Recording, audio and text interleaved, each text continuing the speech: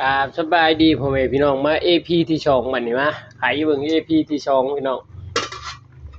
อืมนี่สิใส่ขั้นตอนใส่ขิงใส่ผักไปบัดบ่มีหอนมืออันใดอยากได้คอนเทนต์อันใดอยากใส่ผักเอ้ามือเดียวนี่แหละพี่น้องอือคอนเทนต์เอา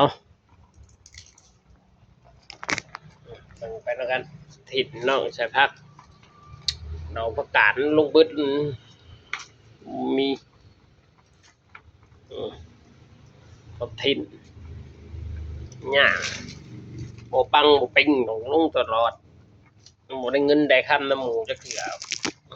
ลงให้ชาวบ้านชาวเมืองได้เบิ่งซื่อๆนะ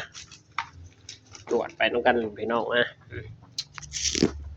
อลงไปอือกะทินี่ผักบัวหัวหอมดันลงไปนี่เบิดอากาศดอกเขาก็มีสิรอดอือมือเดียวบ่ใส่ปากนี่ได้เป็นมือแทนน้องกะทิอือ